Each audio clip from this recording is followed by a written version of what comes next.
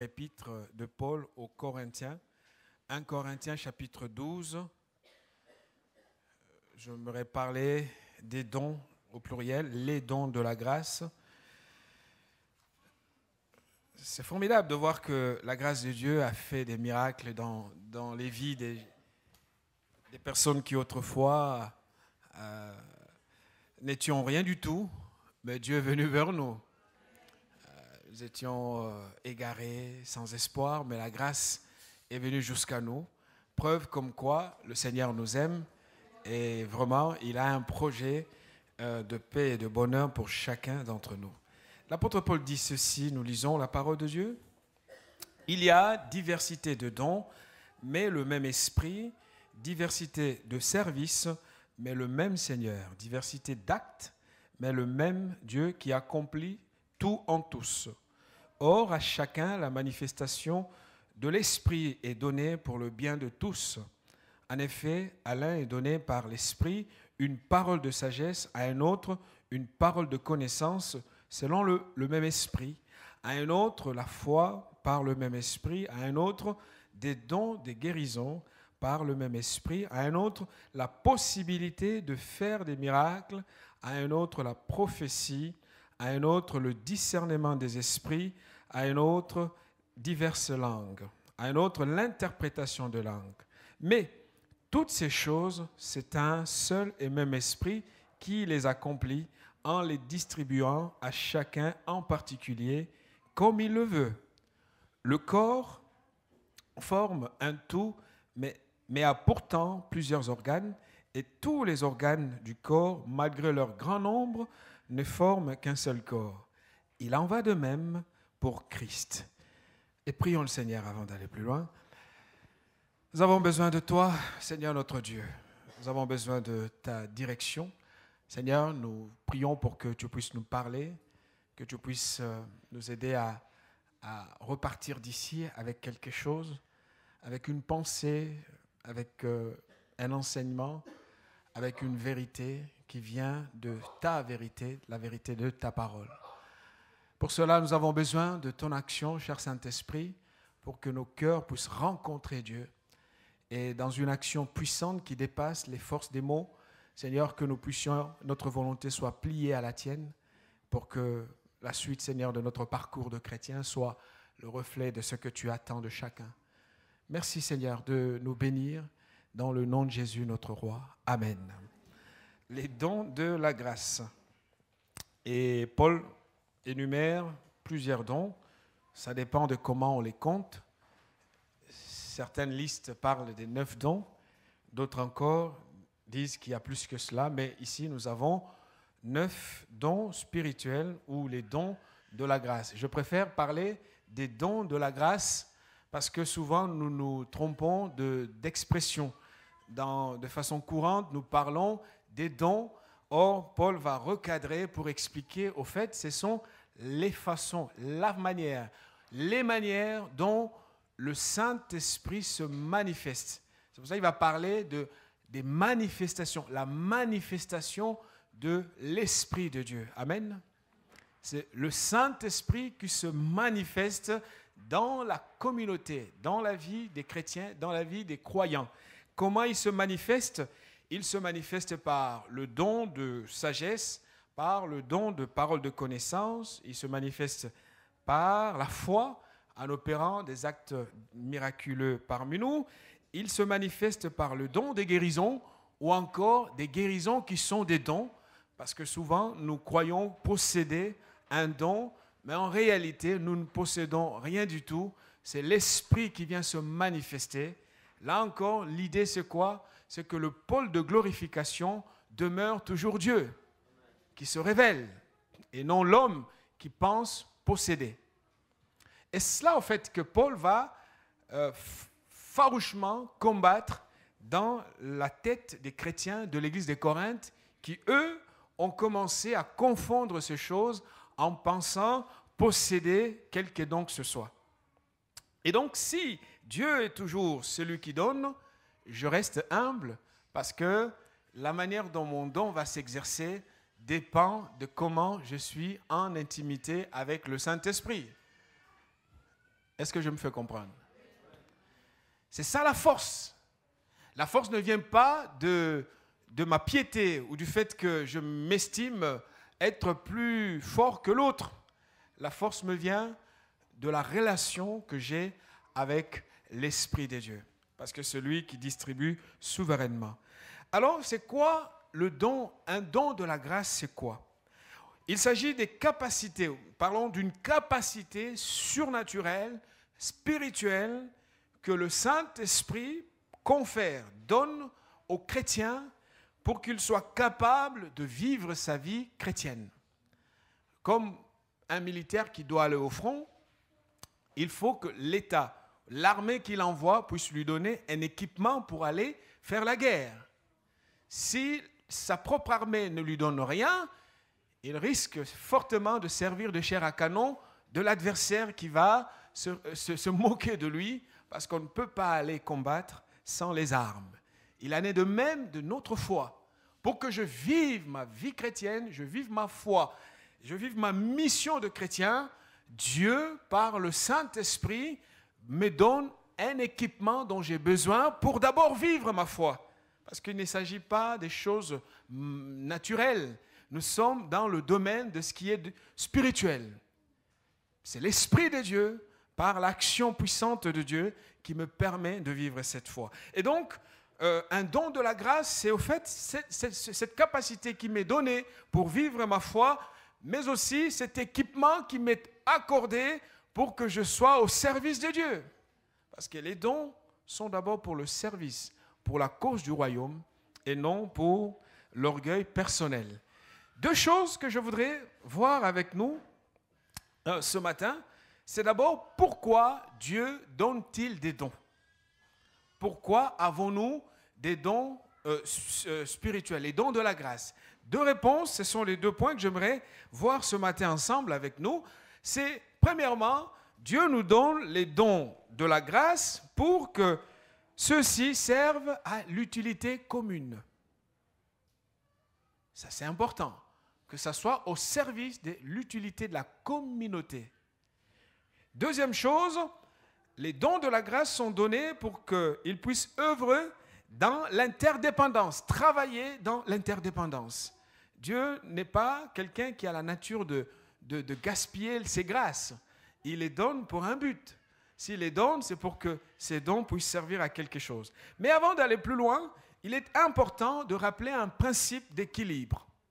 Parce que souvent, nous tombons dans l'orgueil où nous sommes la cause de la chute de certains d'entre nous à cause de notre ignorance et nous risquons de tellement élever une personne au-dessus de toi en disant « Frère, oh, tu prêches bien ». Prêcher bien n'est pas la finalité. La finalité de la prédication, c'est qu'une âme soit touchée et qu'une vie soit transformée. Ah, ma sœur, oh, mais que tu as une belle voix. Jusque-là, il n'y a pas de problème. Mais si je complète en disant, ta voix est plus belle que celle d'eux. Et là, le problème arrive. Parce que Dieu ne donne pas des belles voix pour que la mienne soit plus belle que celle de ma sœur. Le conflit a commencé entre David et le roi Saül à cause des jeunes filles d'Israël. En revenant de la guerre, on commence à chanter, Saül a tué 7000, mais David en a tué 10 000. Alors le roi il s'est dit, mais tiens, mais c'est quand même moi qui suis roi. Même s'il a des prophéties sur sa vie, ça va attendre. Pour l'instant, c'est encore moi. Et voilà comment une communauté, par manque de sagesse, va opposer l'un contre l'autre. Et on sait très bien que cette guerre entre ces deux hommes a fait beaucoup de dégâts. Donc, l'Église que nous sommes, le peuple de Dieu que nous sommes, Dieu nous invite à mettre en place le principe d'équilibre qui est celui-ci. Nous le trouvons dans 1 Corinthiens chapitre 4, verset 6. Prenez votre Bible. 1 Corinthiens chapitre 4, verset 6 nous montre, nous donne le principe d'équilibre. Paul dit ceci. D'abord, j'énonce le principe d'équilibre qui est au fait, nous ne devons jamais aller au-delà de ce qui est écrit au sujet de notre frère ou de notre sœur. Je répète, nous ne devons jamais aller au-delà de ce qui est écrit. Même si Dieu se manifeste par son canal, je dois rester dans la mesure de ce qui est écrit au sujet d'un tel ou tel don. Si je commence à considérer que le don m'appartient, il y a un risque majeur. Parce que Dieu ne partage jamais sa gloire avec un être humain. La gloire convient au Seigneur. Amen. C'est à cause de vous, frères, que j'ai fait de ces choses une application à ma personne et à celle d'Apollos, afin que vous appreniez en nos personnes à ne pas aller au-delà de ce qui est écrit.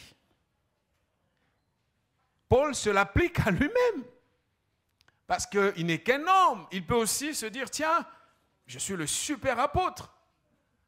Franchement, je mérite quand même cette reconnaissance. Mais il va dire, écoutez, n'allez ni à gauche ni à droite, il ne faut jamais aller au-delà de ce qui est écrit. Si la prédication est bonne, le message est bon, la louange est bonne, le don, le ministère du frère, le ministère de la sœur est puissant et porte de fruits, à Dieu la gloire. À Dieu la gloire. Parce que ça vient de lui et que c'est lui qui nous permet d'exercer tel ministère. Et Paul dit que nul de vous ne conçoive de l'orgueil en faveur de l'un contre l'autre. Car qui est-ce qui te distingue? Qu'as-tu que tu n'aies reçu? Et si tu l'as reçu, pourquoi te glorifies-tu comme si tu ne l'avais pas reçu? Donc, il est important de se le dire, ces choses, pour que nous ne soyons pas tentés de croire que tel don, telle capacité vient de ma sainteté, de ma piété. Le jour où Dieu nous a confié ses grâces, nous n'étions même pas saints.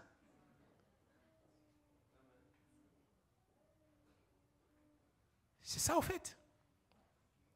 Et l'autre qui n'a pas le même degré de sainteté. Le problème, il est le problème corinthien. Corinthe n'est pas un cas isolé. Paul va dire, mais écoutez, on se calme. Super spirituel par rapport à tel autre, au nom de quoi?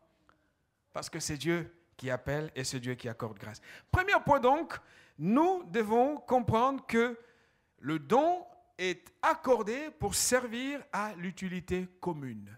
Ça, c'est le premier point. Si Dieu m'a donné un don de prophétie, ou si l'Esprit de Dieu se manifeste en moi par la prophétie, j'essaie de m'expliquer au fait pour qu'on comprenne. Si l'Esprit de Dieu se manifeste dans la vie de Gabriel par le ministère de la parole, ce n'est pas que je deviens spécialiste de la parole. C'est l'Esprit qui vient se manifester. Dans ma manière de servir Dieu, il se manifeste par ce biais.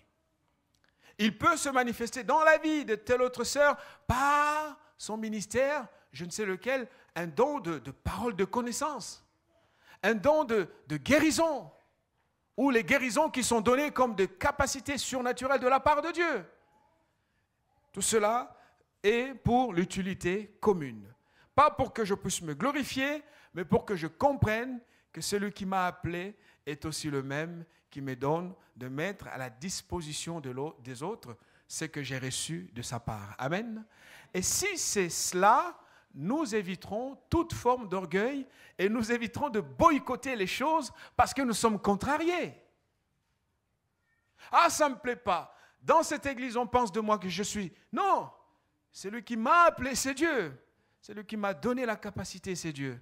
Je ne le fais pas pour un homme, je le fais pour la gloire de Dieu.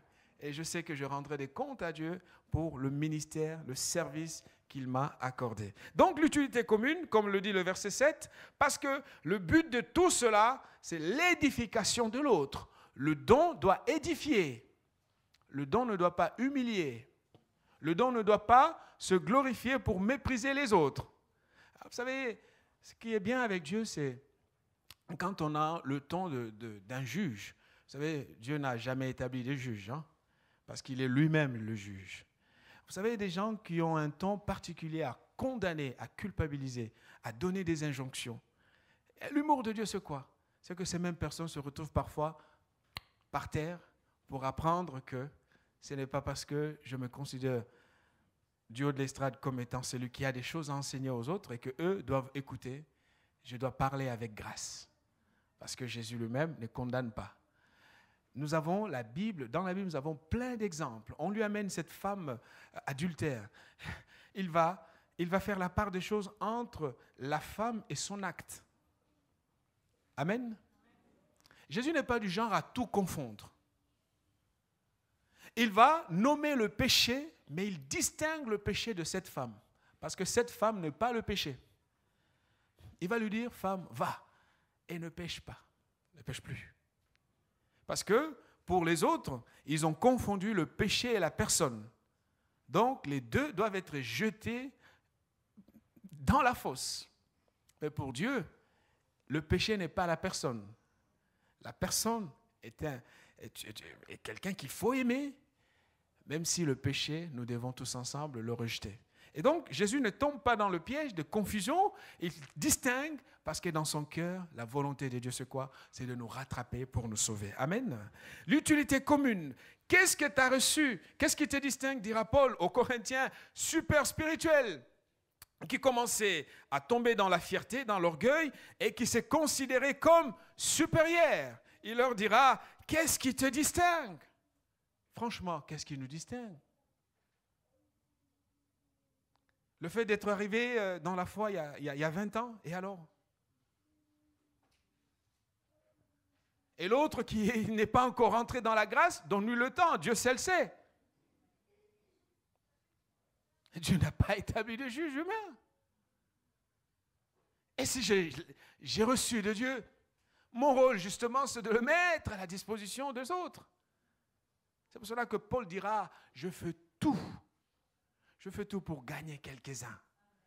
Il me dit, avec les faibles, je me rends faible.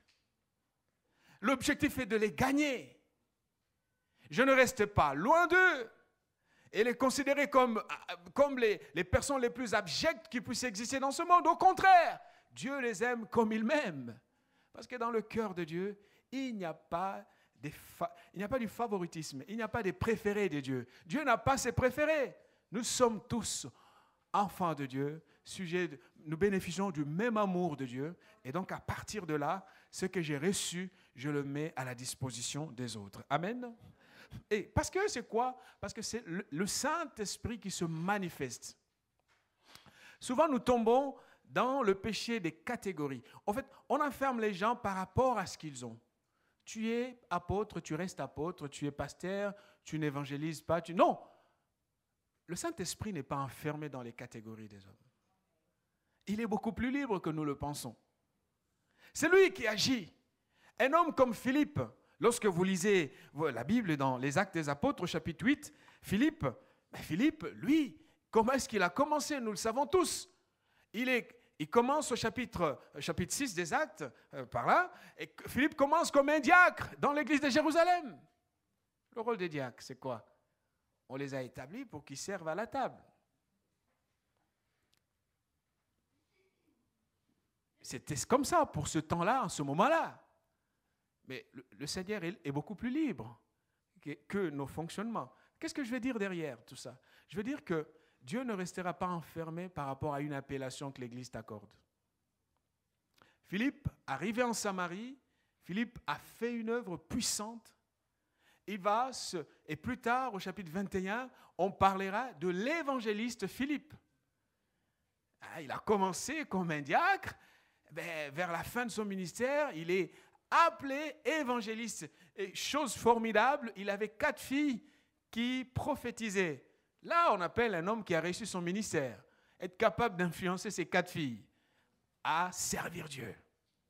Voyez, parce que l'Esprit de Dieu se manifeste en toute liberté. Frères et sœurs, nous devons savoir, chacun pour sa part en tout cas, noter que ce qui est reçu doit être mis à la disposition de la communauté. Parce que je sais que c'est ce que Dieu veut faire. Dieu veut encourager. Je donne un exemple simple. Tu as un don de prophétie. Nous sommes en réunion de prière. Nous cherchons la direction de Dieu. Parce que Seigneur, aide-nous. Nous voulons faire ceci, nous voulons acheter, nous voulons aller dans telle direction. Et toutes les personnes qui ont les dons de prophétie boycottent la réunion. On n'y va pas, on est fatigué. Or, Dieu veut passer par eux pour donner le message à la communauté.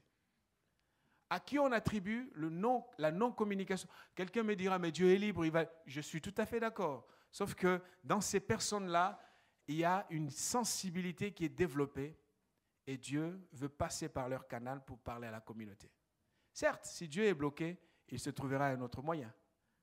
Si on refuse de l'applaudir, il est capable de faire en sorte que les pierres puissent acclamer pour glorifier son nom.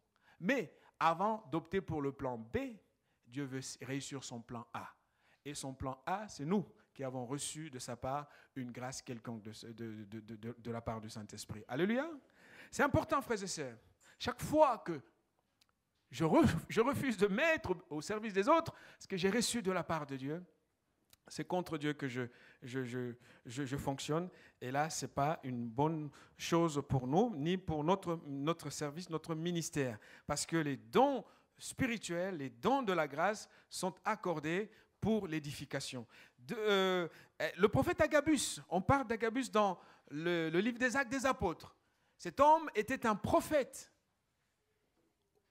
Plus tard, il va prophétiser, il va donner un message percutant, expliquer à Paul ce qui va se passer quand il partira, il voyagera. Agabus, au chapitre 11 des Actes des Apôtres, Agabus va donner un message qui va profiter à l'Église. Aujourd'hui, souvent, nos prophéties, c'est « oui, bon, voilà quoi ». Vous voyez? Vous avez compris.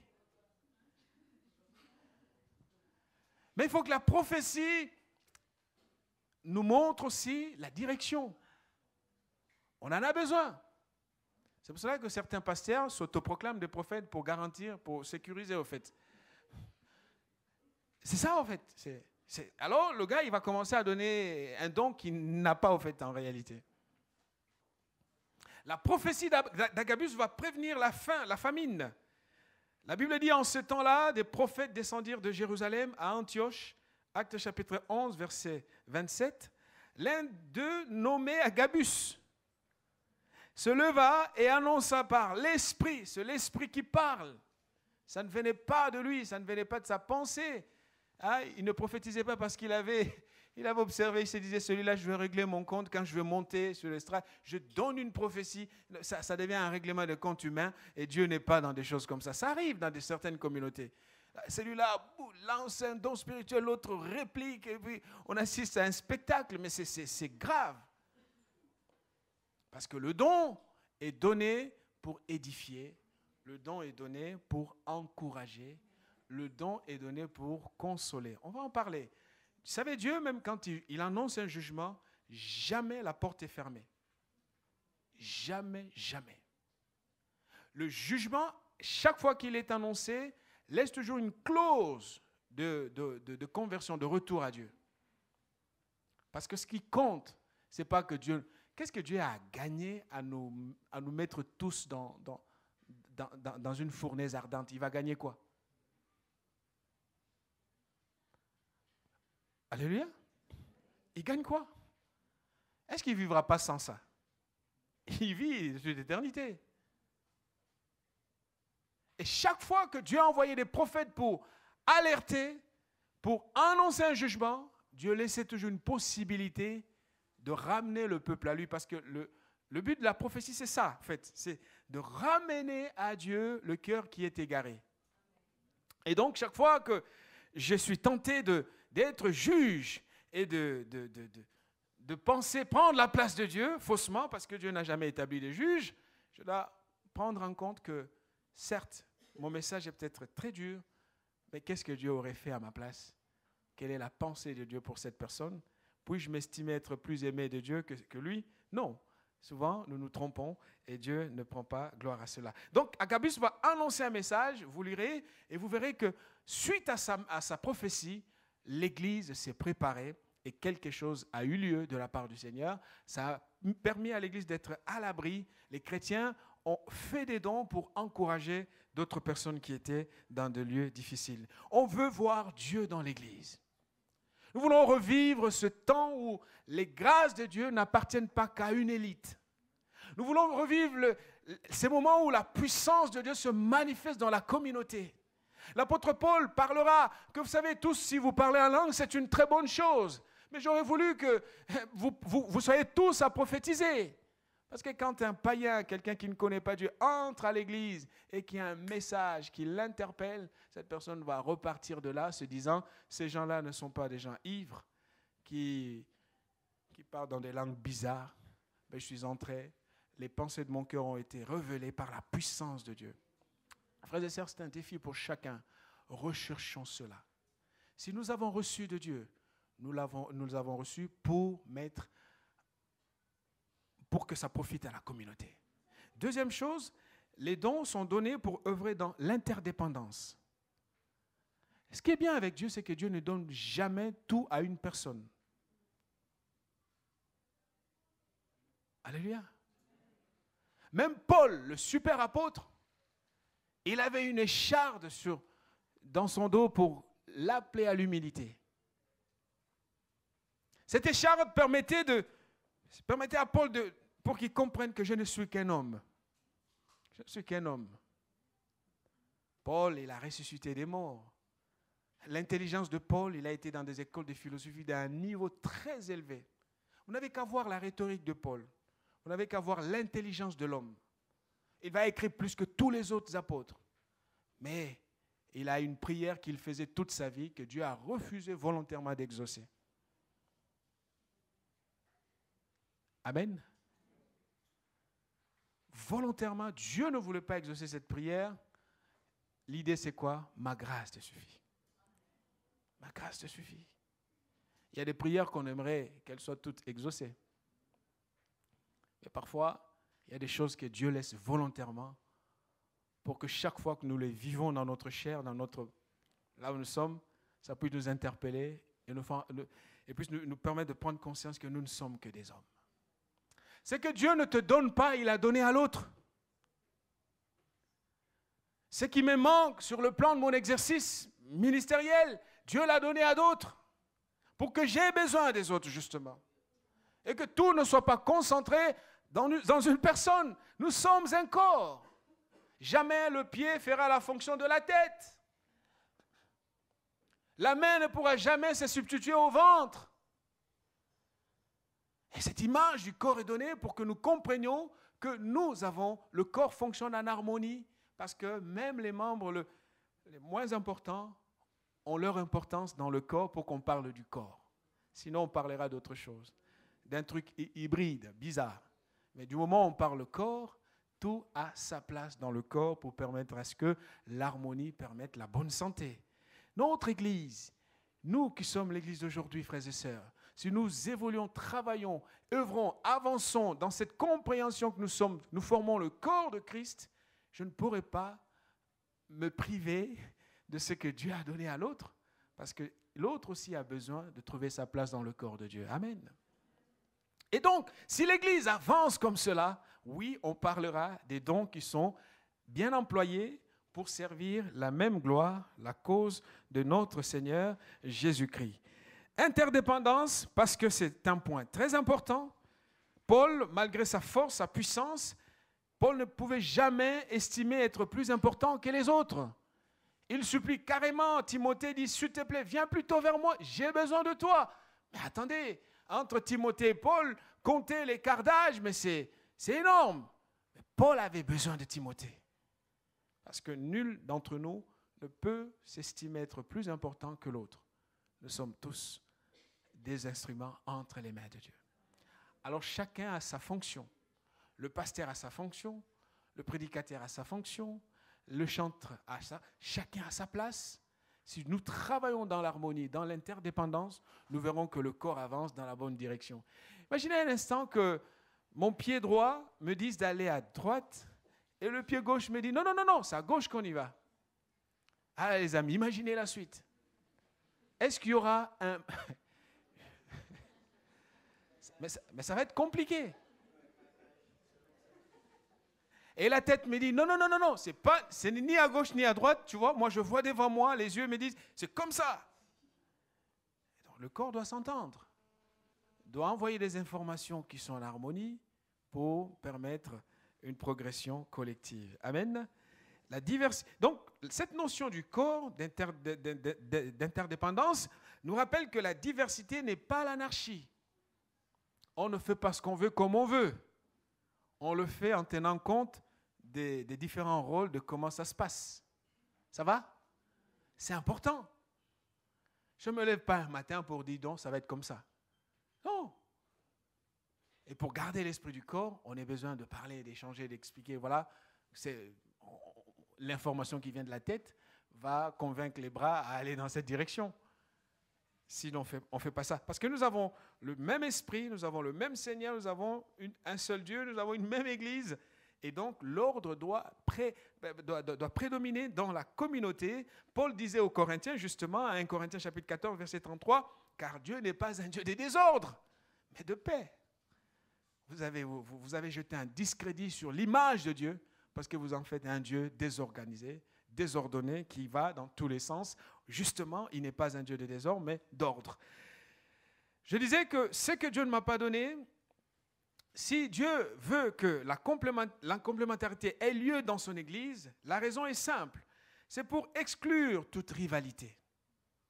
Si je sais que j'ai besoin de l'autre, il ne peut pas être mon rival. Au contraire, il est un allié. J'ai besoin de lui pour qu'on travaille ensemble. Du coup, la jalousie n'a pas lieu. Pourquoi je serais jaloux? C'est un allié. On est ensemble dans la même équipe. On va dans la même direction. On travaille pour le même patron. On attend la même espérance, le retour de Jésus. On passera l'éternité ensemble. Et dans cette éternité, il n'aura pas la sienne, j'aurai pas la... On passera l'éternité ensemble. À partir de là, j'ai besoin de l'autre.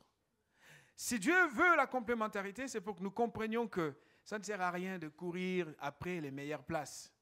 Les meilleures places sont rien du tout. Le principe de complémentarité oblige les membres à travailler dans la solidarité. Ça, c'est important. Et donc, je vais terminer par là. Si un don spirituel est donné, voici sa triple fonction. La première chose, il est donné pour édifier. Tout ce que nous avons reçu doit servir à la cause de l'édification. Ça va? Deuxième fonction, le don est donné pour encourager. Pour encourager. Un exemple, lorsque Paul parle aux Corinthiens, il commence par apprécier ces gens. Chapitre 1. Il dit, dans l'état où vous êtes, il ne vous manque aucun don. Il dit, celui qui a commencé en vous cette bonne œuvre l'amènera jusqu'au bout. Et après, il trouve des choses à dire. Et à la fin, il les exhorte à retrouver le chemin de Dieu. Avec une pédagogie qui prend en compte la compassion. Paul n'est pas arrivé pour dire, vous êtes tous pourris, moi je suis le super apôtre, moi j'ai bâti l'église, écoutez-moi, vous allez recevoir ce que j'ai à vous donner comme instruction. Non, mais il a fait dans le but d'encourager. Troisième, et c'est la dernière chose, la prophétie est donnée pour consoler. Dieu console même lorsqu'il annonce un jugement. Parce que le but d'une prophétie, d'un don spirituel, c'est de remplir ces trois fonctions, édification, encouragement, consolation. La question donc, c'est comment j'utilise les dons que Dieu m'a donnés. Est-ce que je les utilise pour édifier, pour encourager, pour consoler? Si je ne le fais pas ainsi, je risque de servir quelqu'un d'autre au lieu d'être au service de Dieu. Voilà, nous allons prier et je crois que le Seigneur voulait simplement nous encourager, nous alerter sur ces deux principes. Le don est donné pour l'utilité commune.